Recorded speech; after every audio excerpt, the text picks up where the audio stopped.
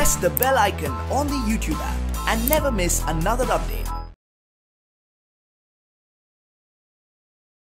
Hello children, हम पिछले class में जो बाल रमा कथा के बारे में आधे सीखे थे, इसके आगे के भाग को हम देखते हैं। कहाँ तक कि महर्षि जो विश्वामित्र यहाँ दशरथ के महल में क्या करते हैं, आते हैं, है ना। इसके बारे में द्वारपालक घबराते हुए अंदर आकर दशरथ को जो इन्फॉर्म देते हैं, इनके बारे में सूचना देते हैं, संदेश देते हैं। और दशरथ तत्काल यानी ಅದೇ ಟೈಮಲ್ಲೇ ಕೇಳಿದ ತಕ್ಷಣವೇ ಆ ಸೀಟಿಂದ ಅವರ ಒಂದು ರಾಜಪೀಠ ಅಂತ ಏನಿರುತ್ತೆ ಅಲ್ಲಿಂದ ಎದ್ದು ನಿಂತ್ಕೊಂಡ್ಬಿಡ್ತಾರೆ. ವಿಶ್ವಾಮಿತ್ರನ ಅಂತ ಹೇಳಿಬಿಟ್ಟು, ವಿಶ್ವಾಮಿತ್ರ ಮಹರ್ಷಿಗಳ ಅಂತ ಹೇಳಿಬಿಟ್ಟು ಎದ್ದು ನಿಂತ್ಕೊಳ್ತಾರೆ. महाराज दशरथ तत्काल अपना आसन छोड़कर खड़े हो गए. द्वार की ओर बड़े महर्षि की अगवानी करने. देखिए, अगवानी करने का मतलब क्या है? स्वागत करने के लिए. यहाँ अपने जो राजगद्दी को छोड़कर, देखिए, एक राजा, वो भी दशरथ है, एक महर्षि को यहाँ क्या है, अगहन करने के लिए, यानी जो स्वागत करने के लिए अपने राज सिंहासन को छोड़कर वहाँ द्वार तक जा रहे हैं. इसका मतलब क्या है? हमें पता चलता है कि महाराजा दशरथ कितने जो विनयी थे. विनयी यानी ತುಂಬ ವಿನಯವಂತರಾಗಿದ್ದರು. वो बड़ों को आदर करते थे, है ना. ಅವರು ತುಂಬ ಕೆಟ್ಟ ರಾಜರಾಗಿದ್ದರೆ ಏನು ಮಾಡ್ತಾಯಿದ್ರು? ಅದೇ ರಾಜ ಸಿಂಹಾಸನದ ಮೇಲೆ ಕೂತ್ಕೊಂಡ್ಬಿಟ್ರು. ಅವರಾ ಬರಲಿ ಬಿಡ್ರಿ, ಒಳಗಡೆಗೆ ಕಳಿಸ್ರಿ ಅಂತೇಳಿ ಹೇಳ್ತಾ ಇದ್ರು, ಹೌದು ತಾನೆ. लेकिन यहाँ विश्वामित्र क्या करते हैं, खुद जाकर, या सॉरी, यहाँ दशरथ क्या करते हैं, खुद जाकर विश्वामित्र महर्षि जी को यहाँ क्या करते हैं, बुलाते हैं, अंदर स्वागत करते हैं. उन्हें लेकर दरबार में आए. विश्वामित्र को ऊंचा आसन दिया गया. देखिए, विश्वामित्र महर्षि को यहाँ क्या करते हैं, यहाँ अंदर आने देते हैं और उन्हें क्या करते हैं, यहाँ आप देख सकते हैं विश्वामित्र महर्षि को, वो राज दरबार में आते हैं, उनको ऊंचा आसन दिया जाता है. ಅಂದರೆ ಇಲ್ಲಿ ರಾಜರಿಗಿಂತ ಎತ್ತರದ ಸ್ಥಾನದಲ್ಲಿ ವಿಶ್ವಾಮಿತ್ರರನ್ನ ಕೂರಿಸ್ತಾರೆ. ಅಲ್ಲಿ ಕೂರಿಸಿ ಇವ್ರನ್ನ ಮಾತಾಡ್ತಾರೆ, ಗೊತ್ತಾಯ್ತಾ. ಅಂದರೆ ವಿಶ್ವಾಮಿತ್ರರು ಅಂದರೆ ಅಷ್ಟು ಬೆಲೆ ಇದೆ, ಅರ್ಥ ಆಯ್ತಾ. ಅಂದರೆ ಅವರಿಗಿಲ್ಲಿ ದಶರಥರು ಸಹಿತ ಅಷ್ಟು ಚೆನ್ನಾಗಿ ಬೆಲೆ ಕೊಡ್ತಾ ಇದ್ದಾರೆ, ಹೌದು ತಾನೆ. ಅವರೇ ಒಬ್ಬ ರಾಜ ನೋಡ್ರಿ. ಎಷ್ಟೇ ದೊಡ್ಡ ವ್ಯಕ್ತಿಗಳಾದರೂ ಸಹಿತ ನಾವು ಇನ್ನೊಬ್ಬರಿಗೆ ಏನು ಮಾಡಬೇಕು, ವಿನಯಶೀಲರಾಗಿ ಇನ್ನೊಬ್ಬರಿಗೆ ಆದರದಿಂದ ನಡ್ಕೋಬೇಕು. ಅಂದರೆ ಇನ್ನೊಬ್ಬರಿಗೆ ರೆಸ್ಪೆಕ್ಟ್ ಕೊಡಬೇಕು. ಅವರಾ ಬರಲಿ ಬಿಡು, ನಾನೇ ಇಷ್ಟು ದೊಡ್ಡ ಪೊಸಿಷನಲ್ಲಿದ್ದೀನಿ, ಅವ್ರಿಗೇನು ರೆಸ್ಪೆಕ್ಟ್ ಕೊಡೋದು, ಈ ಥರ ಎಲ್ಲ ಮಾಡಬಾರ್ದು ಅನ್ನೋದು ಇಲ್ಲಿ ಇದರಿಂದ ನಮಗೆ ಗೊತ್ತಾಗುತ್ತೆ, ಹೌದು ತಾನೆ. फिर विश्वामित्र कभी स्वयं राजा थे. देखिए, विश्वामित्र के बारे में आप बोल रहे हैं. ये जो विश्वामित्र महर्षि है, ये कभी एक राजा थे, ये एक महान राजा थे. पहले ये सन्यासी या महर्षि बनने के पहले विश्वामित्र जी स्वयं एक महान राजा थे. ಅಂದರೆ ಇವರು ಸನ್ಯಾಸಿ ಆಗೋದಕ್ಕಿಂತ ಮುಂಚೆ ಒಬ್ಬ ದೊಡ್ಡ ರಾಜರಾಗಿದ್ದರು. बहुत बड़े और बलशाली. देखिए, बहुत बड़े ಅಂದರೆ बहुत ही नाम वाले एक राजा, ತುಂಬ ದೊಡ್ಡ ರಾಜ. इसका मतलब क्या है, बहुत ही नाम वाला ರಾಜ. ತುಂಬ ಬಡ ದೊಡ್ಡ ರಾಜ ಅಂತ ಹೇಳಿದರೆ ತುಂಬ ಎತ್ತರಕ್ಕೆ ದಪ್ಪಕ್ಕಿದ್ದಾರೆ ಅಂತ ಅರ್ಥದಲ್ಲೇ ಅಲ್ಲ, ತುಂಬಾ ಹೆಸರುವಾಸಿಯಾಗಿರುವಂಥ ರಾಜ.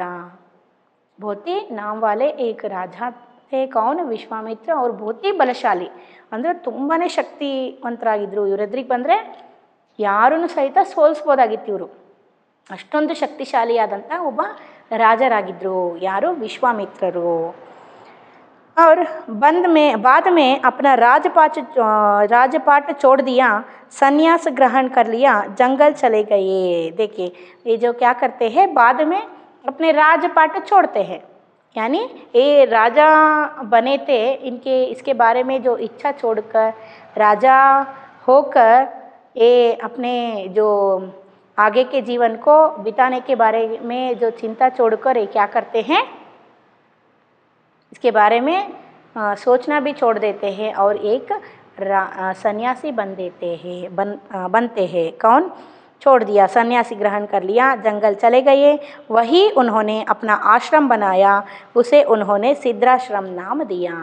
देखिए, ये जो राजा क्या करते हैं, अपने राजपाट यानी राजा होने का जो राजा होकर जो कार्य करने का इच्छा को छोड़कर ये क्या करते हैं, खुद एक सन्यासी बनकर जंगल चले जाते हैं।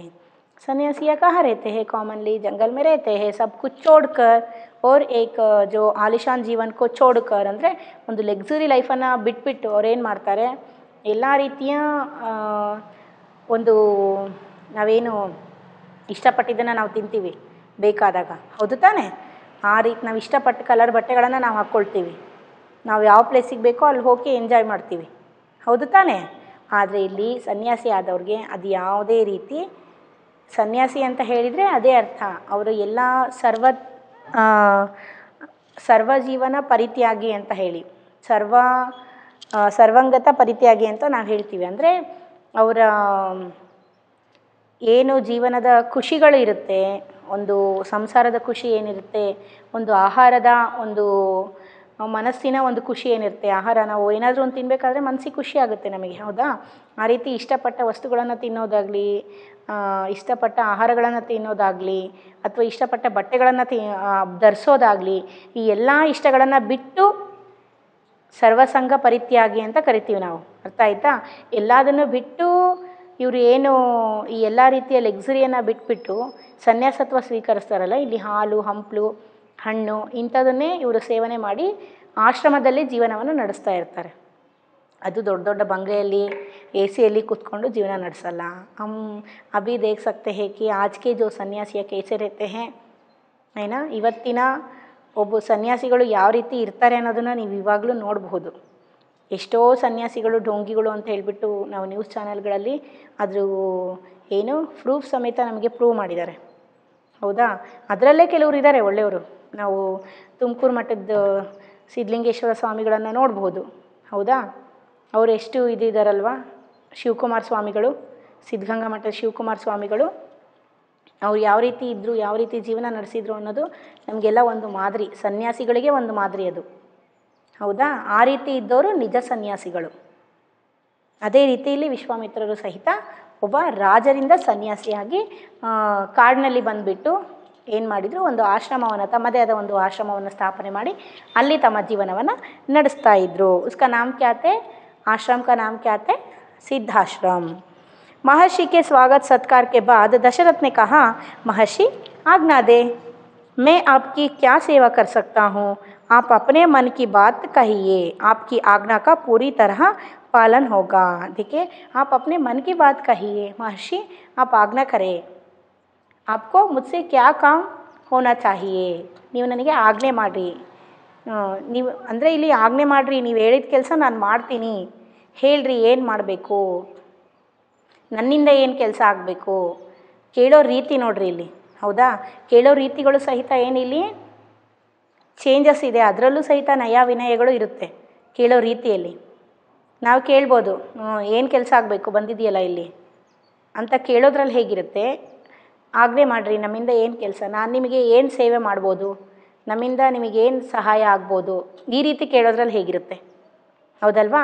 ನಾವು ಮಾತಾಡೋ ರೀತಿಯಲ್ಲೂ ಸಹಿತ ಒಂದು ನಯ ವಿನಯ ಅನ್ನೋದು ಇರಬೇಕು. ಅದೂ ಸಹಿತ ಏನು ಕಿವಿಗೆ ಇಂಪಾಗಿರಬೇಕು, ಕೇಳೋರಿಗೆ ಇಷ್ಟ ಆಗಬೇಕು, ಅದು ಎಷ್ಟು ಚೆನ್ನಾಗಿ ಮಾತಾಡ್ತಾರಲ್ಲಪ್ಪ ಅಂತ. ऐसे ही यहाँ एक राजा महाराजा होकर भी ये महर्षि विश्वामित्र के सामने जो आज्ञा करे, ನನಗೆ ಆಜ್ಞೆ ಮಾಡಿರಿ, ಇವರೇ ಇನ್ನೊಬ್ರಿಗೆ ಆಜ್ಞೆ ಮಾಡೋರು ದಶರಥ ಮಹಾರಾಜ, ಹೌದು ತಾನೆ? ಅವರೇ ಇಲ್ಲಿ ವಿಶ್ವಾಮಿತ್ರರಿಗೆ ಏನು ಹೇಳ್ತಾರೆ, ನನಗೆ ಆಜ್ಞೆ ಮಾಡಿರಿ, ನನ್ನಿಂದ ಏನು ಕೆಲಸ ಆಗಬೇಕು, ನನ್ನಿಂದ ಏನು ಸಹಾಯ ಆಗಬೇಕು, ನಿಮಗೆ ಹೇಳ್ರಿ, ಆ ಕೆಲಸ ಮಾಡ್ತೀನಿ ಅಂತ ಹೇಳ್ತಾ ಇದ್ದಾರೆ. आप अपने मन की बात कहिए, आपकी आज्ञा का पूरी तरह पालन करूँगा. ನಿಮ್ಮ ಮನಸ್ಸಲ್ಲಿ ಏನಿದೆ ಅದು ನೀಟಾಗಿ ಹೇಳ್ರಿ, ನಾನು ನೀವು ಹೇಳೋ ಕೆಲಸನ ಪೂರ್ತಿ ಮನಸ್ಸಿನಿಂದ ಮತ್ತು ಪೂರ್ಣವಾಗಿ ಪಾಲನೆ ಮಾಡ್ತೀನಿ, ಆ ಕೆಲಸವನ್ನು ಪೂರ್ತಿಯಾಗಿ ಮಾಡಿಕೊಡ್ತೀನಿ ಅಂತ ಹೇಳ್ತಿದ್ದಾರೆ. राजन, मैं जो मांगने जा रहा हूँ उसे देना आपके लिए कठिन होगा. देखिए विश्वामित्र जी क्या बोलते हैं, राजन, राजा, मैं जो आपसे मांगना जा रहा हूँ, यानी मांगने के लिए मैं आपसे ये पूछने के लिए जा रहा हूँ, ये तुमसे या आपसे जो देना पूरा करना बहुत ही कठिन है. ಅಂದರೆ ನಾನು ಏನು ನಿಮ್ಮ ಹತ್ರ ಕೇಳಬೇಕು ಅಂದ್ಕೊಂಡಿದ್ದೀನೋ ಇದನ್ನು ನಿಮ್ಮಿಂದ ನಡೆಸ್ಕೊಡೋದು ತುಂಬಾ ಕಷ್ಟ ಆಗುತ್ತೆ ಅಂತ ಹೇಳ್ತಿದ್ದಾರೆ. ಕ್ಯಾ ಹೋ ಸಕ್ತಾ ಹೇ? महर्षि विश्वामित्र का क्रोध बढ़ता जा रहा था। देखिए महर्षि विश्वामित्र का क्या है यहाँ, क्रोध बढ़ता जा रहा था ಅಂದರೆ ಅವ್ರ ಸಿಟ್ಟು, ಕ್ರೋಧ ಅಂತ ಹೇಳಿದರೆ मैं पहले ही सॉरी ये जो आप आज्ञा दीजिए महर्षि, मैं उसे पूरा करने के लिए तत्पर हूँ, बिल्कुल नहीं हिचकूँगा। देखिए जो क्या बोलते हैं दशरथ, आप कुछ भी चिंता नहीं करिए, क्योंकि आप कुछ भी बोले तो, आप कुछ भी मांगे तो मैं उसको पूरा करने के लिए पूरी मन से यहाँ तैयार हो। मैं कुछ भी हिचಕೂಂಗಾ नहीं, ನಾನು ಏನಕ್ಕೂ ಹಿಂದೇಟಾಗೋದಿಲ್ಲ, ಎರಡು ಮನಸ್ಸು ಮಾಡೋದಿಲ್ಲ। ನೀವೇನು ಕೇಳ್ತೀರೋ ನಾನು ಅದನ್ನು ಪೂರ್ತಿ ರೀತಿಯಲ್ಲಿ ಪಾಲನೆ ಮಾಡ್ತೀನಿ, ಕೇಳ್ತೀನಿ, ಆ ಮಾತನ್ನು ನಡೆಸ್ಕೊಡ್ತೀನಿ, ಆ ಕೆಲಸ ಮಾಡ್ತೀನಿ ಅಂತ ಹೇಳಿ ದಶರಥರು ಹೇಳ್ತಾ ಇದ್ದಾರೆ। मैं सिद्धि के लिए एक यज्ञ कर रहा हूँ, अनुष्ठान लगभग पूरा हो गया है, लेकिन 2 राक्षस उसमें बाधा डाल रहे हैं। मैं जानता हूँ कि उन राक्षसों को केवल एक ही व्यक्ति मार सकता है, वह राम है। आप अपने ज्येष्ठ पुत्र को मुझे दे दे ताकि यज्ञ पूरा हो, विश्वामित्र ने कहा। देखिए यहाँ विश्वामित्र जी एक सिद्धि योग कर रहे हैं, यानी करने के लिए जो जा रहे हैं, या इसका मतलब क्या है, जो सिद्धि योग करने से जो लोगों के भला होते हैं, लोक कल्याण के लिए ही यहाँ सन्यासी क्या करते हैं, यज्ञ को करते हैं। ऐसे जो यज्ञ करने के लिए राक्षस क्या कर रहे हैं, यहाँ 2 राक्षस, उनके नाम यहाँ नहीं बताए गए हैं।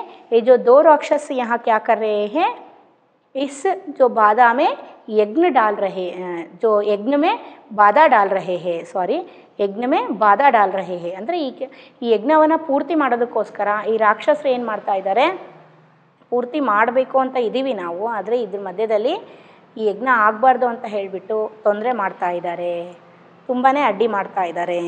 और जो राक्षस उनमें जो जानता हो कि उन राक्षसों को केवल यहाँ जो महर्षि विश्वामित्र बहुत ही अच्छी तरह से जानता है कि उन राक्षसों को यहाँ धरती पर कोई भी मार नहीं सकते हैं, क्योंकि उनके जो संहार किससे होता है, यहाँ राम से होता है। किससे, राम से। ಅಂದರೆ ನನಗೆ ಚೆನ್ನಾಗಿ ಗೊತ್ತು ಅವರ ಸಂಹಾರ, ರಾಕ್ಷಸರ ಸಂಹಾರ, ರಾಕ್ಷಸರ ವಧೆ, ಅವರ ರಾಕ್ಷಸರನ್ನು ಸಾಯಿಸೋದು ಕೇವಲ ರಾಮನಿಂದ ಮಾತ್ರ ಸಾಧ್ಯ, ಮತ್ತು ಯಾರಿಂದನೂ ಸಾಧ್ಯ ಇಲ್ಲ ಅನ್ನೋದು ನನಗೆ ಚೆನ್ನಾಗಿ ಗೊತ್ತು, ಅದಕ್ಕೋಸ್ಕರ ನಾನು ಇಲ್ಲಿಗೆ ಬಂದಿರೋದು ಅಂತ ವಿಶ್ವಾಮಿತ್ರರು ಹೇಳ್ತಾ ಇದ್ದಾರೆ। और अपने ज्येष्ठ पुत्र को मुझे दे दे ताकि यज्ञ पूरा हो, विश्वामित्र ने कहा। देखिए आपके जो ज्येष्ठ पुत्र यानी जो बड़ा पुत्र है, पहला पुत्र है, राम को मुझे दे दो, ಅಂದರೆ ನನಗೆ ಕೊಟ್ಬಿಡು ಅನ್ನೋ ಅರ್ಥದಲ್ಲಿ ಹೇಳ್ತಿದ್ದಾರೆ। ನಿಮ್ಮ ದೊಡ್ಡ ಮಗ ಏನಿದ್ದಾನೆ ರಾಮ, ಇವರನ್ನ ನನಗೆ ಒಪ್ಪಿಸ್ಬಿಡು, ರಾಮನೇ ಈ ರಾಕ್ಷಸರನ್ನು ಸಂಹಾರ ಮಾಡೋದಕ್ಕೆ ಸಾಧ್ಯ, ಇದನ್ನೇ ನಾನು ಕೇಳೋದಕ್ಕೆ ನಿಮ್ಮ ಹತ್ರ ಬಂದಿರೋದು ಅಂತ ಹೇಳ್ತಾರೆ। ದಶರಥ ಏನು ಹೇಳ್ತಾರೆ ನೋಡೋಣ।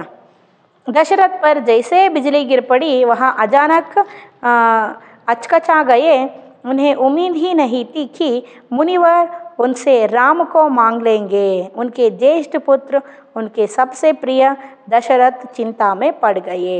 दशरथ पर जैसे बिजली गिर पड़ी, यानी ये जो विषय को सुनकर यहाँ राम को क्या करना चाहिए, विश्वामित्र के साथ भेजना चाहिए, विश्वामित्र को दे देना चाहिए। ये बात को सुनकर यहाँ दशरथ को कैसे लगता है कि जो ये बिजली यहाँ दशरथ के ऊपर गिर पड़ी ಅಂತ ಹೇಳಿದರೆ ಇಲ್ಲಿ ಕರೆಂಟ್ ಶಾಕ್ ಹೊಡೆದವ್ರ ಥರ ಆಗಿಬಿಡುತ್ತೆ। ಯಾರಿಗೆ ಮಿಂಚು ಹೊಡೆದವ್ರ ಥರ ಅಂತ ಹೇಳ್ತೀವಲ್ವ, ಮಿಂಚು ಹೊಡೆಯೋದು, ಕರೆಂಟ್ ಶಾಕ್ ಹೊಡೆಯೋದು, ಯಾವುದಾದ್ರೂ ಶಾಕಿಂಗ್ ವಿಷಯಗಳು ಕೇಳ್ತೀವಲ್ವ ನಾವು, ಆ ರೀತಿ ಇಲ್ಲಿ ದಶರಥನಿಗೆ ಫೀಲ್ ಆಗುತ್ತೆ।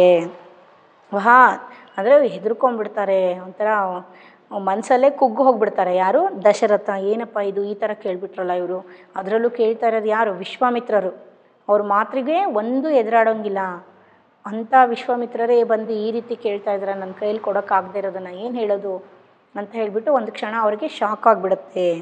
उन्हें उम्मीद ही नहीं थी कि मुनिवर उनसे राम को मांग लेंगे, उनके ज्येष्ठ पुत्र। देखिए को उम्मीद ही नहीं थे ಅಂದರೆ ಅವರಿಗೆ ಒಂದು ಯೋಚನೆಯೂ ಸಹಿತ ಇದ್ದಿದ್ದಿಲ್ಲ, ಒಂದು ಒಂದು ಗೆಸ್ ಸಹಿತ ಇದ್ದಿದ್ದಿಲ್ಲ. ಯಾರಿಗೆ? ಇವರಿಗೆ ದಶರಥರಿಗೆ. ವಿಶ್ವಾಮಿತ್ರರು ನನ್ನಿಂದ ಕೇಳ್ತಾರೆ, ರಾಮನನ್ನು ಕೇಳೋದಕ್ಕೋಸ್ಕರ ನನ್ನ ಹತ್ರ ಬಂದಿದ್ದಾರೆ. ಅದು ರಾಮ ಯಾರು ಇಲ್ಲಿ? ಮೊದಲನೇ ಮಗ. ಅವ್ರನ್ನೂ ಅಂದರೆ ದಶರಥರಿಗೆ ತುಂಬಾ ಪ್ರೀತಿ, ತುಂಬಾ ಪ್ರಾಣ. ಹೌದಾ? ಅಂಥವ್ರನ್ನ ನನ್ನ ರಾಮನ ನನ್ನಿಂದ ಕೇಳ್ತಾ ಇದ್ದಾರಲ್ಲ ಇವರು, ಹೇಗಪ್ಪ ನಾನು ಇವ್ರಿಗೆ ಕೊಡೋದು, ಏನು ಮಾತಾಡೋದು ಅಂತ ಗೊತ್ತೇ ಆಗೋದಿಲ್ಲ ದಶರಥನಿಗೆ. विश्वामित्र दशरथ की दुविधा समझ रहे थे. उन्होंने कहा, मैं राम को केवल कुछ दिनों के लिए मांग रहा हूँ. देखिए, विश्वामित्र को यहाँ अच्छी तरह से पता था कि जो राम है ये बहुत ही दिनों के बाद यहाँ दशरथ को पैदा हुआ एक बच्चा है, वो भी दैव स्वरूपी बच्चा है ना, दैव स्वरूपी पुत्र है. इनके ऊपर, यहाँ राम के ऊपर महाराजा दशरथ को बहुत ही प्यार है ना. लेकिन ऐसे जो मांगने के बाद ये हमारे जो इच्छा को पूरा करता है या नहीं, लेकिन पूरा करना ही चाहिए. इसीलिए वो समझाते हुए, दशरथ को समझाते हुए महर्षि विश्वामित्र जी ने बोलते हैं कि मैं राम को केवल कुछ दिनों के लिए मांग रहा हूँ. पूरी तरह से यहाँ मुझे सौंपने के लिए नहीं मांग रहा हूँ, बल्कि कुछ दिनों के लिए, ಅಂದರೆ ಸ್ವಲ್ಪ ದಿನಗಳ ಮಟ್ಟಿಗೆ ರಾಮನನ್ನು ನನ್ನ ಜೊತೆ ಕಳಿಸ್ಕೊಡು ಅಂತ ಕೇಳ್ತಾ ಇದ್ದೀನಿ ಅಂತ ಹೇಳಿ ವಿಶ್ವಾಮಿತ್ರರು ಹೇಳ್ತಾರೆ. यज्ञ 10 दिन में संपन्न हो जाएगा. महाराज दशरथ दुखी हो गई. देखिए, यज्ञ, ये जो यज्ञ है, कौन सा यज्ञ है यहाँ? सिद्धि. कौन सा यज्ञ है? सिद्धि यज्ञ जो है ये 10 दिनों में पूरा हो जाएगा. ಅಂದರೆ 10 ದಿನಗಳಲ್ಲಿ ಸಿದ್ಧಿ ಯಜ್ಞ ಅಂತ ಏನಿದೆ, ಯಾಗ ಅಂತ ಹೇಳ್ತೀವಿ, ಸಿದ್ಧಿ ಯಾಗ ಅಂತ, ಅದು ಏನಿದೆ ಪೂರ್ತಿ ಆಗುತ್ತೆ. ಇದು ಪೂರ್ತಿ ಆದ ತಕ್ಷಣ ನಾನು ರಾಮನನ್ನು ಮತ್ತೆ ನಿಮ್ಮ ಹತ್ರ ಕಳಿಸ್ಕೊಡ್ತೀನಿ, ನೀವೇನು ಹೆದರ್ಕೋಬೇಡ್ರಿ ಅಂತ ಹೇಳಿ ದಶರಥರಿಗೆ ಯಾರಿಲ್ಲಿ महर्षि ವಿಶ್ವಾಮಿತ್ರರು ಹೇಳ್ತಾರೆ. वह अचानक जो पुत्र वियोग की महाराज दशरथ दुखी हो गए. पुत्र वियोग की आशंका से काँप उठे. देखिए, महाराजा दशरथ क्या हो जाता है, यहाँ बहुत दुखी हो जाता है. ತುಂಬ ದುಃಖ ಆಗುತ್ತೆ ಮಹಾರಾಜ ದಶರಥನಿಗೆ. और क्या है, वो पुत्र वियोग से ಆಶಂಕ से ಕಾಪ್ ಹುಟ್ಟೆ, ಅಂದರೆ ನನ್ನ ಮಗ ಎಲ್ಲಿ ನನ್ನಿಂದ ಕಳೆದೋಗ್ಬಿಡ್ತಾನೋ ಅಂತ ಹೇಳಿಬಿಟ್ಟು, ಆಶಂಕ ಅಂತಂದರೆ ಹೇಳಿದರೆ ಅದ್ರಿಗೆ ಹೆದರಿಕೆಯಿಂದ ಏನು ಮಾಡ್ತಾರೆ, ಕಾಪನ ಅಂತ ಹೇಳಿದರೆ ಸ್ವಲ್ಪ ನಡುಗ್ಬಿಡ್ತಾರೆ. ಏನಪ್ಪ, ನನ್ನ ಮಗ ನನ್ನಿಂದ ಇವ್ರು ಕರ್ಕೊಂಡು ಹೋಗ್ತೀನಿ ಅಂತಿದ್ದಾರೆ, 10 ದಿನದಲ್ಲಿ ಏನಾದರೂ ಆಗ್ಬೋದು. ಇಲ್ಲಿ ಯಾವ ರೀತಿ ಬೆಳೆದಿರ್ತಾರೆ ರಾಮ, ತುಂಬಾ ಒಬ್ಬ ರಾಜ ಹೇಗೆ ಬೆಳಿಬೇಕೋ, ರಾಜನ ಥರ ಸಾಕಿದ್ದೀವಿ ಅಂತ ಹೇಳ್ತೀವಲ್ವ ನಾವು ಮಾತಾಡಬೇಕಾದ್ರೆ, ಅದೇ ರೀತಿ ಇಲ್ಲಿ ರಾಮನನ್ನು ತುಂಬಾ ಪ್ರೀತಿಯಿಂದ, ತುಂಬಾ ಒಂದು ರಾಜನಿಗೆ ಏನೇನು ಒಂದು ಜೀವನದಲ್ಲಿ ಬೇಕೋ ಆ ಎಲ್ಲ ರೀತಿಯ ಅವಶ್ಯಕತೆಗಳನ್ನು ಕೊಟ್ಟು ಇಲ್ಲಿ ಏನು ಮಾಡಿರ್ತಾರೆ, ಆ ಲಕ್ಸುರಿಯಸ್ ಲೈಫ್ ಏನು ಬೇಕೋ ಆ ಎಲ್ಲ ಲಕ್ಸುರಿ ಲೈಫನ್ನು ಇಲ್ಲಿ ಸಹಿತ ರಾಮನಿಗೆ ಕೊಟ್ಟು ಏನು ಮಾಡಿರ್ತಾರೆ, ಬೆಳೆಸಿರ್ತಾರೆ. ಏನಕ್ಕೂ ಕಡಿಮೆ ಇಲ್ದಾಗ ನೋಡ್ಕೊಂಡಿರ್ತಾರೆ. ಇದ್ರ ನೋಡಿದರೆ ಇಲ್ಲಿ ವಿಶ್ವಾಮಿತ್ರರು ನೋಡಿದರೆ ಕಾಡಿನಲ್ಲಿ ಕರ್ಕೊಂಡು ಹೋಗ್ತಾರೆ. ವಿಶ್ವಾಮಿತ್ರ ಏನು ಮಹಲ್ ಕರ್ಕೊಂಡು ಹೋಗ್ತಾರಾ ರಾಮನನ್ನು? ಇಲ್ಲ ತಾನೇ. ಅವ್ರ ಆಶ್ರಮಕ್ಕೆ ಕರ್ಕೊಂಡು ಹೋಗ್ತಾರೆ ಅಥವಾ ಕಾಡಿನಲ್ಲಿ ಕರ್ಕೊಂಡು ಹೋಗ್ತಾರೆ. ಏನು ಮಾಡ್ತಾರೆ, ಆಮೇಲೆ ಈ ರಾಕ್ಷಸರು ಬೇರೆ ವಧೆ ಮಾಡಬೇಕು ಅಂತಿದ್ದಾರೆ, ಇದ್ರ ಮಧ್ಯದಲ್ಲಿ ನನ್ನ ರಾಮನಿಗೆ ಏನಾದರೂ ಆಗಿಬಿಡ್ತು ಅಂದರೆ ಅಂತ ಹೇಳ್ಬಿಟ್ಟು ಒಬ್ಬ ತಂದೆಯಾಗಿ ಏನು ಚಿಂತೆ ಮಾಡಬೇಕು ಎಲ್ಲ ಚಿಂತೆಗಳನ್ನು ಮಾಡಿಬಿಟ್ಟು ದಶರಥರಿಗೆ ತುಂಬಾ ಏನಾಗುತ್ತೆ, ಇಲ್ಲಿ ಏನಾಗುತ್ತೆ, ಹೆದರಿಕೆ ಆಗುತ್ತೆ, ನಡ್ಗೋದಕ್ಕೆ ಶುರು ಮಾಡಿಬಿಡ್ತಾರೆ. दरबार में सन्नाटा छा गया. दशरथ की दशा देखकर मंत्री चिंतित थे. दरबार में सन्नाटा छा गया. जो दरबार में, राज दरबार में क्या हो गई, सन्नाटा यानी जो निशब्द हो जाते हैं, ಅಂದರೆ ತುಂಬಾ ಸೈಲೆಂಟ್ ಆಗಿಬಿಡ್ತಾರೆ ಎಲ್ಲರೂ, ಏನು ಹೇಳಬೇಕು ಅನ್ನೋದೇ ಗೊತ್ತಾಗಲ್ಲ ಯಾರಿಗೂ. दशरथ की दशा देखकर मंत्री चिंतित थे पर चुप थे. महर्षि वशिष्ठ शांत थे. देखिए, दशरथ के जो दशा देखकर, यानी दशरथ के दशा का मतलब क्या है, स्थिति ಅಂತ ಹೇಳಿದರೆ ಈ ದಶರಥರ ಸ್ಥಿತಿ ನೋಡಿಬಿಟ್ಟು वहाँ के जो मंत्री है वो भी कुछ कहने के लिए क्या कहना चाहिए, वहाँ जो बड़े महर्षि विश्वामित्र जी बैठे हैं, कुछ समाधान, यहाँ खुद राजा ही चुप हो गए हैं दुखी से. यहाँ मंत्री को भी कुछ कहने के लिए नहीं आती है और यहाँ जो महर्षि वशिष्ठ को भी कुछ बीच में बोलने के लिए नहीं आते हैं, क्योंकि ये जो 2 बड़े लोग यहाँ बातें कर रहे हैं. कैसे जो समाधान करना चाहिए, क्या बोलना चाहिए, ये सभी क्या है यहाँ चुप हो गए। और दशरथ काँप कर बेहोश हो गए। होश आया तो डर ने उन्हें फिर जकड़ लिया। मूर्छित होकर दोबारा गिर पड़े। सन्ना शून्य पड़ रहे।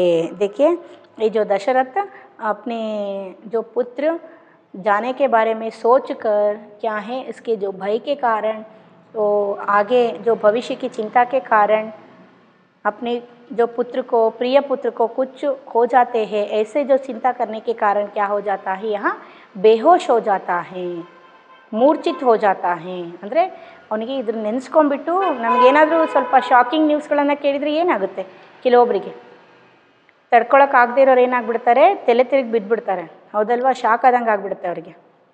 ಅದೇ ಥರ ಇಲ್ಲಿ ದಶರಥರು ಸಹಿತ ತಲೆ ತಿರ್ಕೊಂಡು ಬಿದ್ದುಬಿಡ್ತಾರೆ ಮೂರ್ಛೆ ತಪ್ಪಿ.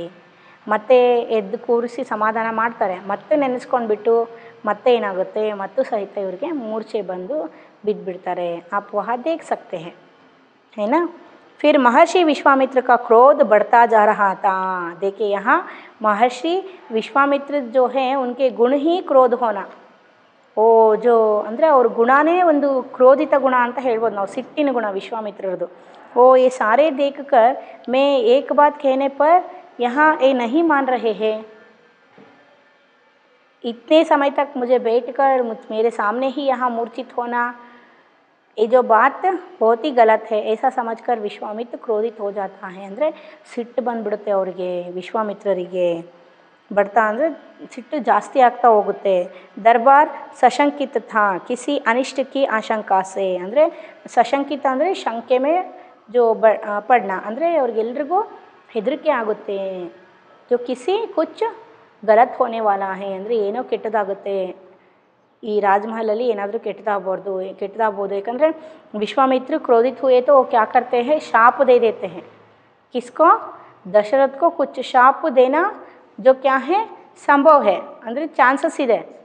ವಿಶ್ವಾಮಿತ್ರರು ಸಿಟ್ಟಿಗೆ ಎದ್ಬಿಟ್ರು ಅಂದರೆ ಶಾಪ ಕೊಡ್ತಾರೆ.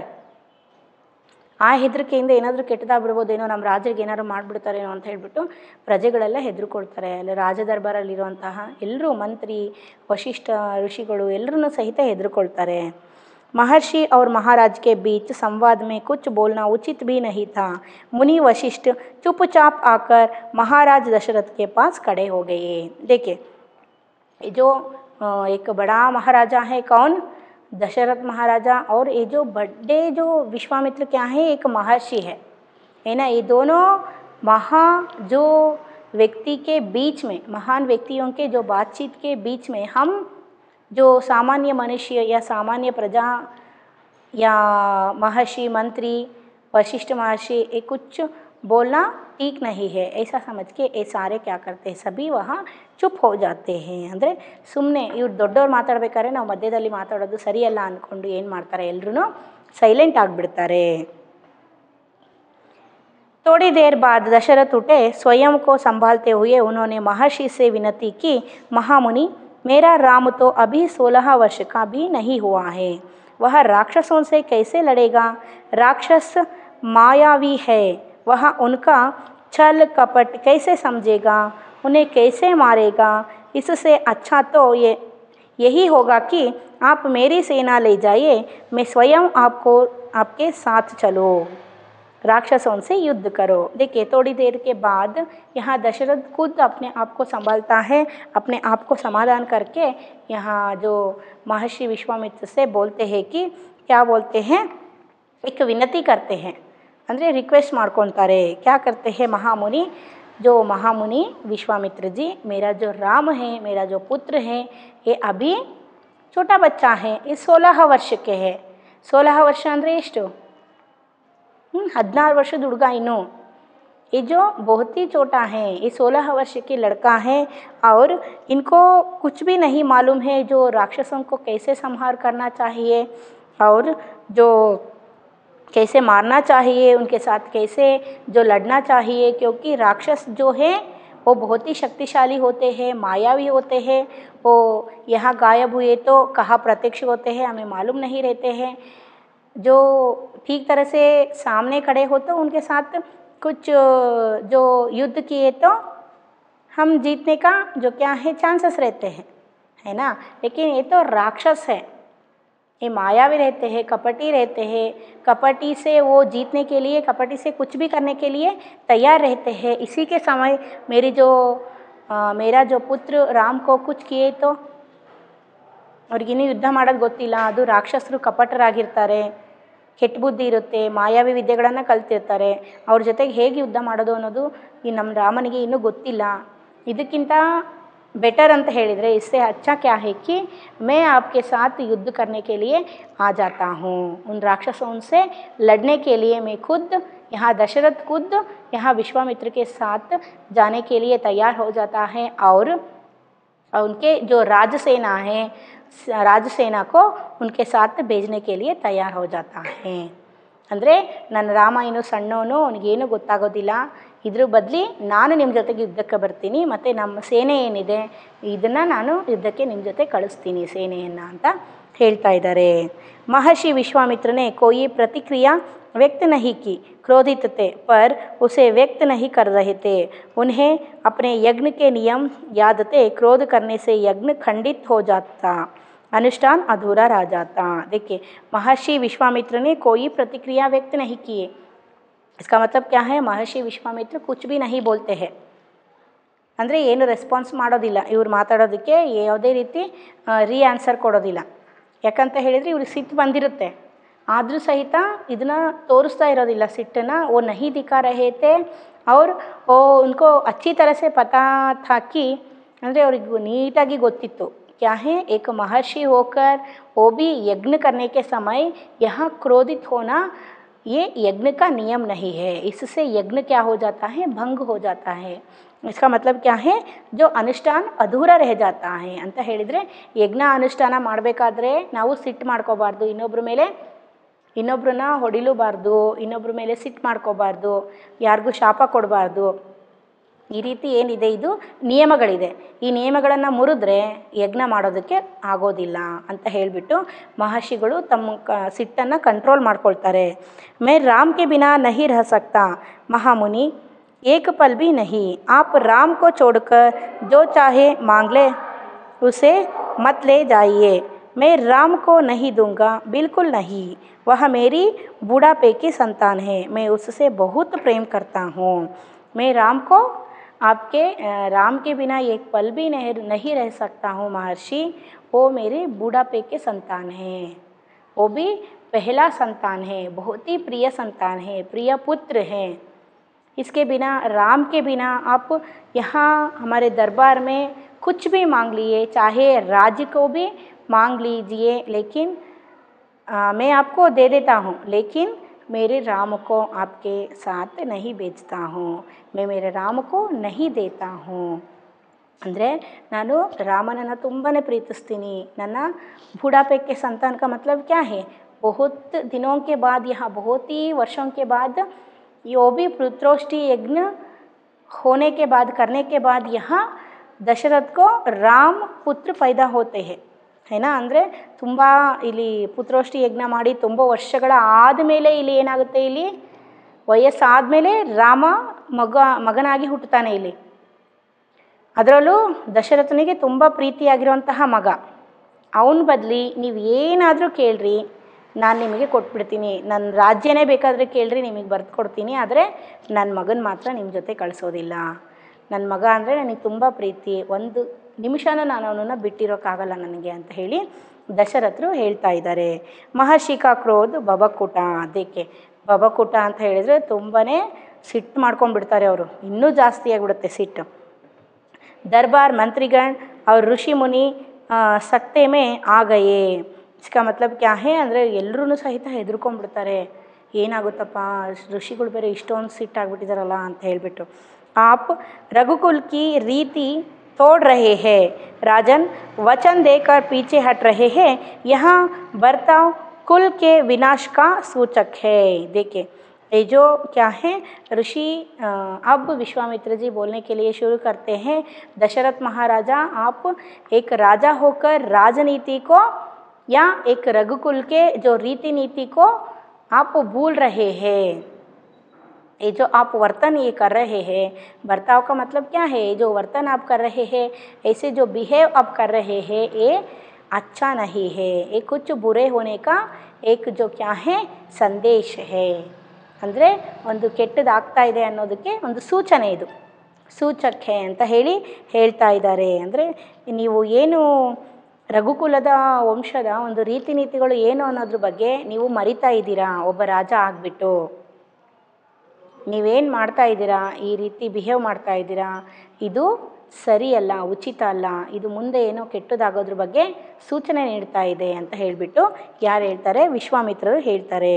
आप जानते हैं कि मैं स्वयं दुष्ट राक्षसों का संहार कर सकता था, लेकिन मैंने संन्यास ले लिया है. अगर आप राम को नहीं देंगे तो मैं यहाँ से खाली हाथ लौट जाऊँगा. देखिए ये जो विश्वामित्र क्या बोल रहे हैं कि दशरथ महाराजा आप ठीक तरह से समझते हैं कि जानते हैं कि मैं खुद पहले एक राजा था, वो भी बलशाली राजा था. मैं चाहे तो यह विश्वामित्र चाहे तो वो खुद राक्षसों के सामने खड़े होकर राक्षसों को मार सकते थे, है ना, लेकिन ऐसा करने के लिए नहीं आते हैं क्योंकि यहाँ विश्वामित्र जी सन्यासी बन गए हैं. ये एक राजा नहीं है. संन्यासत्व स्वीकार करने के बाद किसी के साथ युद्ध करना ये ನಿಯಮ नहीं है. ಸನ್ಯಾಸಿ के ಸನ್ಯಾಸತ್ವ का ನಿಯಮ नहीं है. ಅಂದರೆ ಇನ್ನೊಬ್ಬರ ಜೊತೆಗೆ ಯುದ್ಧ ಮಾಡಿ ವಿಶ್ವಾಮಿತ್ರರು ಗೆಲ್ಬೋದಾಗಿತ್ತು, ರಾಕ್ಷಸರನ್ನು ಆರಾಮಾಗಿ ಸೋಲಿಸಿ ಸಂಹಾರ ಮಾಡ್ಬೋದಾಗಿತ್ತು, ಆದರೆ ಮಾಡೋದಕ್ಕೆ ಬರೋದಿಲ್ಲ. ಏಕೆಂದರೆ ವಿಶ್ವಾಮಿತ್ರರು ಇವಾಗ ಸನ್ಯಾಸತ್ವ ಸ್ವೀಕರಿಸಿದ್ದಾರೆ. ಸನ್ಯಾಸಿಗಳಾದಮೇಲೆ ಇನ್ನೊಬ್ಬರ ಮೇಲೆ ಸಿಟ್ಟು ಮಾಡ್ಕೋಬಾರ್ದು, ಇನ್ನೊಬ್ಬರ ಜೊತೆಗೆ ಯುದ್ಧ ಮಾಡಬಾರ್ದು. ಇಲ್ಲಿ ಅಂದರೆ ಸಂಹಾರ ಮಾಡೋದು, ಕೊಲೆ ಮಾಡೋದು, ಕತ್ತಿ ಹಿಡಿಯೋದು ಇದು ಸನ್ಯಾಸಿಗಳ ಲಕ್ಷಣ ಅಲ್ಲ. ಆದ್ದರಿಂದ ಇಲ್ಲಿ ಏನಿದು ವಿಶ್ವಾಮಿತ್ರರು ರಾಮನನ್ನು ನೀವು ನನ್ನ ಜೊತೆಗೆ ಕಳಿಸ್ಲೇಬೇಕು, ನಹಿತೋ ಮೇ ಖಾಲಿ ಹಾತ್ ಲೌಟ್ ಜಾऊंगा, ಅಂದರೆ ನಾನು ನಿಮ್ಮ ರಾಜಸಭೆಗೆ ಬಂದುಬಿಟ್ಟು ಬರೀ ಕೈಯಲ್ಲಿ ವಾಪಸ್ ಹೋಗ್ತೀನಿ ರಾಮನನ್ನು ಕಳಿಸ್ದೇ ಇದ್ದರೆ. वो जो व्यक्ति जो कोई भी हो सकते हैं, ऐसे व्यक्ति जो साधारण या महान व्यक्ति जो राज्यसभा में आए हैं, तो दशरथ के राज्यसभा में आए हैं, तो राजमहल में आए, तो वो कभी भी खाली हाथ नहीं जाना चाहिए. ये भी एक राजनीति है. ಅಂದರೆ ಯಾರೇ ಸಹಿತ ಒಬ್ಬ ರಾಜನ ಹತ್ರ ಬಂದುಬಿಟ್ಟು ಏನೇ ಕೇಳಿದರೂ ಸಹಿತ ಅವನನ್ನು ಬರೀ ಕೈಯಲ್ಲಿ ಕಳಿಸೋದು ರಾಜನೀತಿ ಅಲ್ಲ, ಒಬ್ಬ ರಾಜನಿಗೆ ಶೋಭೆ ಅಲ್ಲ, ಇದು ರಘುಕುಲದ ನೀತಿ ಅಲ್ಲ. ನೀವು ಕೊಡದೇ ಇದ್ದರೆ ರಾಮನನ್ನು ನನ್ನ ಜೊತೆ ಕಳಿಸ್ತಾ ಇದ್ದರೆ ನಾನು ಇಲ್ಲಿಂದ ಖಾಲಿ ಕೈಯಲ್ಲಿ ಹೊರಟೋಗ್ತೀನಿ, ನಿಮ್ಮ ರಘುಕುಲದ ನೀತಿಗೆ ಧಕ್ಕೆ ಆಗುತ್ತೆ ಅಂತ ಹೇಳಿ ಇಲ್ಲಿ ಯಾರು ಹೇಳ್ತಾ ಇದ್ದಾರೆ, ವಿಶ್ವಾಮಿತ್ರರು ಹೇಳ್ತಾ ಇದ್ದಾರೆ. बात बिगड़ती देखकर मुनि वशिष्ठ आगे आए. महाराज दशरथ को समझाया. राम की शक्ति के बारे में प्रतिज्ञा तोड़ने के संबंध में महर्षि विश्वामित्र के साथ रहने पर राजकुमार राम को होने वाले लाभ के बारे में. देखिए बात बिगड़ती जाते हैं, यानी यहाँ विश्वामित्र और दशरथ के बीच में जो बात है, यहाँ दशरथ राम को विश्वामित्र के साथ ना भेजने के बारे में बोलते हैं, और विश्वामित्र आप राम को मेरे साथ भेजना ही चाहिए, नहीं तो मैं खाली हाथ वापस जाता हूँ. ऐसे ही बातें करते जाए तो बात बिगड़ते जाते हैं. यानी ये जो बातें कर रहे हैं ये झगड़े में क्या हो जाते हैं, यहाँ झगड़े के जो स्वरूप ले लेती है, तब लेने के समय लेना नहीं चाहिए. इसलिए क्या करते हैं ಅಂದರೆ ಇವರು ಮಾತಾಡ್ತಿರೋದು ಜಗಳ ಆಗಬಾರ್ದು ಅಂತ ಹೇಳಿಬಿಟ್ಟು बीच में यहाँ वशिष्ठ महर्षि आते हैं और ये दशरथ को ठीक तरह से समझाते हैं कि जो राम के जो शक्ति क्या है, राम एक सामान्य व्यक्ति नहीं है, एक सामान्य राजा नहीं है, इसके जो शक्ति अपार है. और विश्वामित्र के साथ राम को भेज देने से राम को क्या क्या लाभ हो जाती है, क्या क्या शक्तियाँ प्राप्त हो जाते हैं, इसके बारे में यहाँ समझाने के लिए महर्षि वशिष्ठ ने इनके बीच आते हैं. ಅಂದರೆ ರಾಮ ಅಂದರೆ ರಾಮ ಒಬ್ಬ ಕಾಮನ್ ವ್ಯಕ್ತಿ ಅಲ್ಲ, ಒಬ್ಬ ಸಾಮಾನ್ಯ ರಾಜ ಅಲ್ಲ. ಅವರ ಶಕ್ತಿಗಳು ಏನು ಅಂತ ತಿಳ್ಕೋಬೇಕು ಅಂತ ಹೇಳಿದರೆ, ಮತ್ತು ವಿಶ್ವಾಮಿತ್ರರ ಜೊತೆಗೆ ಕಳಿಸೋದ್ರಿಂದ ರಾಮನಿಗೆ ಏನು ಲಾಭಗಳಾಗುತ್ತೆ ಅನ್ನೋದ್ರ ಬಗ್ಗೆ ಹೇಳೋದಕ್ಕೋಸ್ಕರ, ಸಮಜಾಯಿಷಿ ಮಾಡೋದಕ್ಕೋಸ್ಕರ, ತಿಳಿಸಿ ಹೇಳೋದಕ್ಕೋಸ್ಕರ ವಶಿಷ್ಠರು ಮುಂದೆ ಬರ್ತಾರೆ, ಮಹರ್ಷಿಗಳು.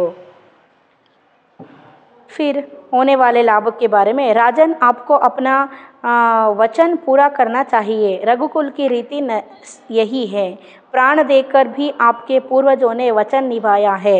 आप राम की चिंता ना करें, महर्षि के होते उनका कोई कुछ नहीं बिगाड़ सकता। देखिए अब ऋषि वशिष्ठ ने यहाँ दशरथ महाराजा को ठीक तरह से समझाते हैं कि राजन आप एक राजा है, वो भी रघुकुल वंशज के राजा है, रघुकुल वंशज है। रघुकुल वंशों के जो पारंपरिक जो पुरखे राजाएं जो है वो अपने वादा को अपने जीव देकर भी क्या करते थे, निभाते थे। लेकिन आप वादा नहीं निभा रहे हैं, आपको दिए गए वादा को निभाना चाहिए। आपको राम को विश्वामित्र जी के साथ भेजना चाहिए, वो भी विश्वामित्र के रहते हुए। यहाँ राम को कोई राक्षस या कोई भी कुछ भी नहीं बिगाड़ सकते, कुछ भी नहीं कर सकते। ಅಂದರೆ ನೀವು ಒಬ್ಬ ರಾಜ ರಘುಕುಲ ವಂಶಜರಾಗಿದ್ದೀರಾ, ನಿಮ್ಮ ಹಳೆಯ ರಾಜರು ಅಂದರೆ ನಿಮ್ಮ ಪುರಾತನ ನಿಮ್ಮ ತಾತಂದಿರು ರಾಜರುಗಳು ಏನಿದ್ದಾರೆ ಅವರೆಲ್ಲ ನಿಮ್ಮ ತಂದೆಯವರೆಲ್ಲ ಏನು ಮಾಡ್ತಾಯಿದ್ರು, ಮಾತನ್ನು ತಮ್ಮ ಜೀವವನ್ನು ಬಿಟ್ಟರೂ ಸಹಿತ ಮಾತನ್ನು ನಿಭಾಯಿಸ್ದಲೇ ಬಿಡ್ತಾ ಇದ್ದಿದ್ದಿಲ್ಲ. ಅಂದರೆ ಕೊಟ್ಟ ಮಾತನ್ನು ಅವರು ಪೂರ್ತಿ ಮಾಡ್ತಾಯಿದ್ರು, ತಮ್ಮ ಜೀವ ಹೋದರೂ ಸಹಿತ ಅದನ್ನು ಪೂರ್ತಿ ಮಾಡ್ತಾಯಿದ್ರು. ನೀವು ಕೊಟ್ಟ ಮಾತನ್ನು ನೀವು ಪೂರ್ತಿ ಮಾಡಲೇಬೇಕು. ಮತ್ತು ಇಲ್ಲಿ ಮಹರ್ಷಿ ವಿಶ್ವಾಮಿತ್ರರ ಜೊತೆಗೆ ನೀವು ರಾಮನ ಕಳಿಸ್ತಾ ಇದ್ದೀರಾ, ಯಾರೋ ಒಬ್ಬ ಸಾಮಾನ್ಯ ವ್ಯಕ್ತಿ ಜೊತೆಗಲ್ಲ, ಅವ್ರ ಜೊತೆಗಿದ್ದಾನೆ ಅಂತ ಹೇಳಿದರೆ ರಾಮ ಸೇಫಾಗಿರ್ತಾರೆ, ಯಾರು ಸಹಿತ ಅವ್ರಿಗೆ ಏನು ಮಾಡೋದಕ್ಕೆ ಸಾಧ್ಯ ಇಲ್ಲ ಅಂತ ಹೇಳ್ತಾ ಇದ್ದಾರೆ. महाराज दशरथ की चिंता कुछ कम हुई, पर मन अभी भी खिन्न था। पुत्र विछोह का दुख सभी तर्कों पर भारी पड़ रहा था। गुरु वशिष्ठ ने कहा, महाराज महर्षि विश्वामित्र सिद्ध पुरुष है, तपस्वी है, अनेक गुप्त विद्याओं के जानकार है। वह कुछ सोच कर ही यहाँ आए हैं। राम उसके अनेक नई विद्याएं सीख सकेंगे। आप राम को महर्षि विश्वामित्र के साथ जाने दे, राम को उन्हें सौंप दे। देखिए वशिष्ठ महर्षि यहाँ समझाते हैं कि आप जिसके साथ यहाँ भेज रहे हैं वो कोई सामान्य व्यक्ति नहीं है, वो बड़े महर्षि है, विश्वामित्र जी है। ये सन्यासी होने के साथ साथ तो बहुत सारी विद्याएं यहाँ किसको, विश्वामित्र जी को पता है। और राम को विश्वामित्र जी के साथ भेजने से राम भी बहुत सारे विद्याओं को यहाँ, गुप्त विद्याओं को यानी रहस्य विद्याओं को यहाँ राम सीख सकेगा। और निश्चिंतता से आप राम को विश्वामित्र के साथ भेज सकते हो। ಅಂದರೆ ನೀವು ತುಂಬಾ ನಂಬಿಕೆ ಇಟ್ಕೊಂಡು ರಾಮನನ್ನು ವಿಶ್ವಾಮಿತ್ರರ ಜೊತೆಗೆ ಕಳಿಸ್ಬೋದು. ವಿಶ್ವಾಮಿತ್ರರು ಯಾವುದೇ ಸಾಮಾನ್ಯ ಮಹರ್ಷಿಗಳಲ್ಲ, ಅವರು ಮಹರ್ಷಿಗಳು ಸನ್ಯಾಸಿಗಳು ಆದ್ರೂ ಸಹಿತ ಅವರು ಇಷ್ಟೊಂದು ಗುಪ್ತ ವಿದ್ಯೆಗಳನ್ನು ಪಾರಂಗತರಾಗಿದ್ದಾರೆ, ತುಂಬ ವಿದ್ಯೆಗಳನ್ನು ಕಲಿತ್ಕೊಂಡಿದ್ದಾರೆ. ಆ ಎಲ್ಲ ವಿದ್ಯೆಗಳನ್ನು ಸಹಿತ ರಾಮನಿಗೆ ಅವರು ಕಲಿಸ್ಕೊಡ್ತಾರೆ. ಇದರಿಂದ ರಾಮನು ಸಹಿತ ಕಲಿಸ್ಕೊಂಡಂಗಾಗುತ್ತೆ. ನೀವು ಹೆದರ್ಕೊಳ್ಳೋ ಚಿಂತೆ ಇಲ್ಲ, ಆರಾಮಾಗಿ ನೀವು ನಿಮ್ಮ ವಚನನ ನಿಭಾಯಿಸ್ರಿ. ವಿಶ್ವಾಮಿತ್ರರ ಜೊತೆಗೆ ರಾಮನನ್ನು ಕಳಿಸ್ಕೊಡ್ರಿ ಅಂತ ಹೇಳ್ತಾರೆ. फिर भी यहाँ दशरथ बहुत ही ದುಃಖಿತ್ತೆ, ಆದ್ರೂ ಸಹಿತ ಅವ್ರಿಗೆ ಸ್ವಲ್ಪ ಸಮಾಧಾನ ಆಗುತ್ತೆ. ವಿಶ್ವಾಮಿತ್ರರು ತುಂಬ ದೊಡ್ಡ ವ್ಯಕ್ತಿಗಳು, ಅವ್ರು ನನ್ನ ರಾಮನನ್ನು ಕಾಪಾಡ್ತಾರೆ, ಏನು ತೊಂದರೆ ಆಗೋದಕ್ಕೆ ಬಿಡೋದಿಲ್ಲ ಅಂತ. ಆದ್ರೂ ನಮ್ಮ ಮನಸ್ಸಲ್ಲೇ ಸ್ವಲ್ಪ ಕಷ್ಟ ಅಂದರೂ ಚಿಂತೆ ಕಾಡ್ತಾ ಇರುತ್ತೆ. दशरथ ने मुनि वशिष्ठ की बात दुखी मन से स्वीकार कर ली, लेकिन वह राम को अकेले नहीं भेजना चाहते थे। उन्होंने विश्वामित्र से आग्रह किया, कहा कि वे राम के साथ उनके छोटे भाई लक्ष्मण को भी ले जाए। महर्षि विश्वामित्र ने महाराज दशरथ का यह आग्रह स्वीकार कर लिया। देखिए दशरथ महाराजा मुनि वशिष्ठ के जो सारे बात को समझाकर क्या करते हैं, समझकर राम को, वो भी पूरे मन से नहीं, वो भी जो खिन्न मन से, वो दुखी मन से क्या करते हैं, स्वीकार करते हैं, राम को विश्वामित्र के साथ भेजने के लिए तैयार हो जाते हैं। लेकिन वो राम को अकेले, यहाँ राम को अकेले विश्वामित्र के साथ भेजने के लिए तैयार नहीं थे। वो क्या कहते हैं कि विश्वामित्र से निवेदना करते हैं कि राम के साथ यहाँ उनका जो भाई है लक्ष्मण, उसको भी साथ में ले जाना चाहिए। ಅಂದರೆ ರಾಮನನ್ನು ಒಬ್ಬನನ್ನೇ ನಾನು ಕಳಿಸೋದಿಲ್ಲ, ರಾಮನ ಜೊತೆಗೆ ನೀವು ಲಕ್ಷ್ಮಣನನ್ನು ಸಹಿತ, ಅವ್ರ ತಮ್ಮ ಏನಿದ್ದಾನೆ ಲಕ್ಷ್ಮಣ, ಅವನನ್ನು ಸಹಿತ ಕರ್ಕೊಂಡು ಹೋಗಬೇಕು, ಇದನ್ನು ಒಪ್ಕೊಳ್ರಿ ಈ ಮಾತನ್ನು ಅಂತ ಹೇಳಿಬಿಟ್ಟು ನಿವೇದನೆ ಮಾಡ್ಕೊಳ್ತಾನೆ. फिर जो विश्वामित्र जी क्या करते हैं, ये जो आग्रह को स्वीकार करते हैं. ಇವರು ಏನು ಹೇಳ್ತಾರಲ್ಲ ಒಪ್ಕೊಳ್ತಾರೆ, ರಾಮ ಲಕ್ಷ್ಮಣ ಇಬ್ಬರನ್ನು ಜೊತೆ ಕರ್ಕೊಂಡು ಹೋಗೋದಕ್ಕೆ. राम और लक्ष्मण को तत्काल दरबार में बुलाया गया. महाराज दशरथ ने उन्हें अपने निर्णय की सूचना दी. दोनों भाइयों ने उसे सहर्ष स्वीकार कर लिया, सिर झुकाकर आदर सहित. देखिए महर्षि जो यहाँ राम और लक्ष्मण को क्या करते हैं, तत्काल ಅಂದರೆ ಇಮಿಡಿಯೇಟ್ಲಿ, ಅದೇ ಕ್ಷಣನೇ ಏನು ಮಾಡ್ತಾರೆ, ಅದೇ ಸಮಯದಲ್ಲಿ ರಾಜ ದರ್ಬಾರ್ಗೆ ಕರೀತಾರೆ. ಕರೆದ್ಬಿಟ್ಟು यहाँ जो महर्षि विश्वामित्र ने क्या करते हैं, सूचना देते हैं कि यहाँ जो विश्वामित्र के साथ आना चाहिए, क्यों आना चाहिए, सभी के बारे में बताते हैं.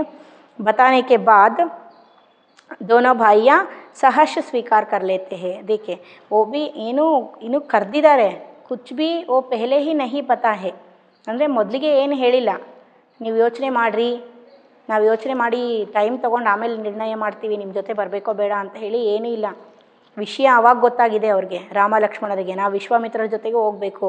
ಒಬ್ಬರು ರಾಜ ಆಗಿಬಿಟ್ಟು ಅಷ್ಟು ದಿವಸ ರಾಜನ ಒಂದು ಏನೇನು ಜೀವನ ಏನಿದೆ, ರಾಜನ ಜೀವನ ಶೈಲಿ ಏನಿದೆ ಅದನ್ನೆಲ್ಲನೂ ಅನುಭವಿಸ್ಕೊತ ಬಂದಿದ್ದಾರೆ ಅವರು, ಆಡಂಬರದ ಜೀವನವನ್ನು. ರಾಮ ಲಕ್ಷ್ಮಣರಿಬ್ಬರೂ ಒಂದೇ ಸಲ ಕರೆದ್ಬಿಟ್ಟು ಅವರಿಗೆ ನೀವು ವಿಶ್ವಾಮಿತ್ರರ ಜೊತೆಗೆ ಕಾಡಿಗೆ ಹೋಗಬೇಕು ಅಂತ ಹೇಳಿದಾಗ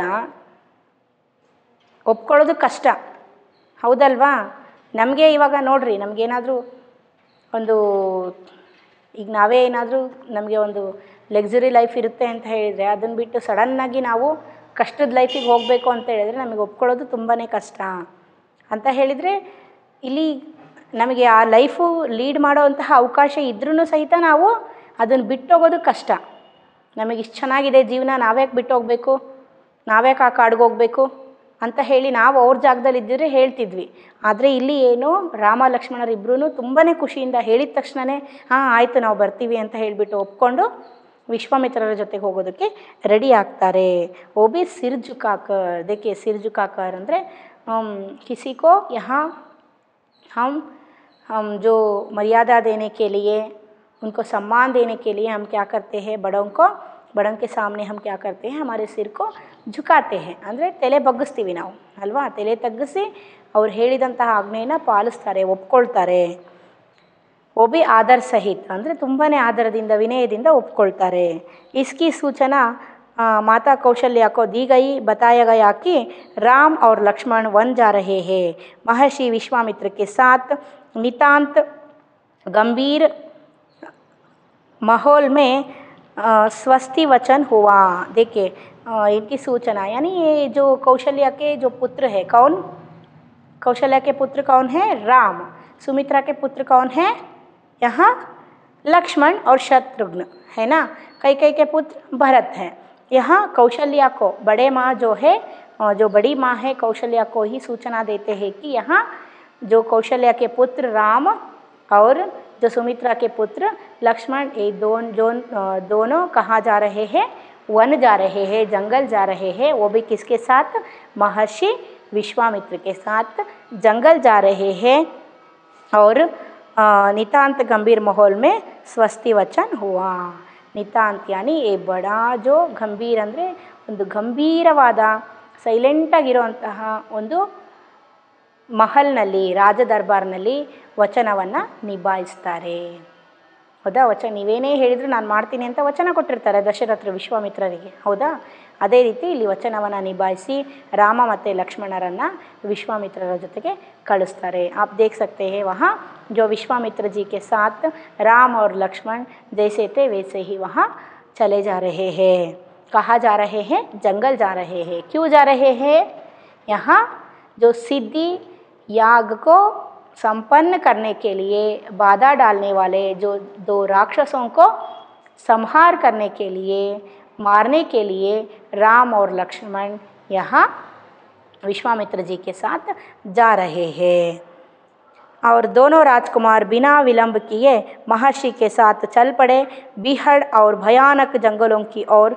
विश्वामित्र आगे आगे चल रहे थे, राम उनके पीछे थे। लक्ष्मण राम से 2 कदम पीछे अपने धनुष संभाले हुए पीठ पर तुनीर बांधे, कमर में तलवारें